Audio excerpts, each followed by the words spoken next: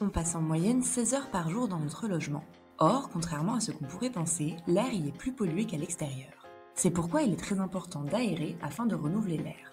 Ouvrez les fenêtres de vos chambres, salons, cuisine et salle de bain entre 5 et 10 minutes chaque jour. Si possible avant 10 heures et après 21 heures pour éviter les pics de chaleur et de pollution, en particulier si vous habitez en ville. Au-delà de l'aération, il faut aussi s'assurer que le système de ventilation fonctionne bien. Ne bouchez jamais les grilles de ventilation.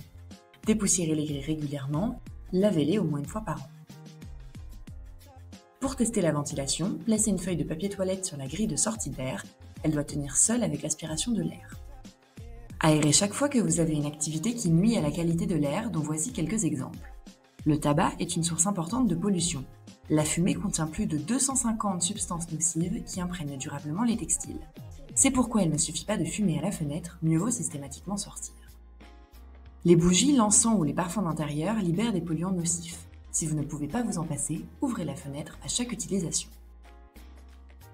Autre source de pollution importante, les produits d'entretien utilisés pour le ménage. Limitez les doses et évitez les mélanges. Mieux encore, privilégiez des produits naturels et économiques comme le vinaigre blanc ou le savon noir. Au-delà de ces changements au quotidien, vous pouvez faire la différence lorsque vous aménagez une pièce.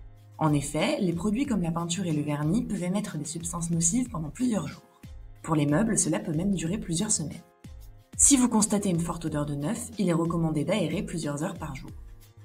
Vous pouvez aller plus loin en limitant les polluants. Renseignez-vous lors de vos achats, certains produits ont une étiquette qui précise leur impact sur l'air intérieur. Quant aux meubles, gardez en tête que si vous les achetez d'occasion, vous n'aurez pas ce problème.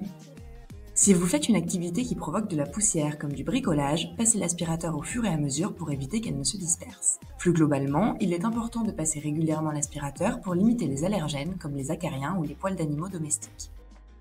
Enfin, sachez que l'humidité nuit à la qualité de l'air car elle conduit au développement de moisissures.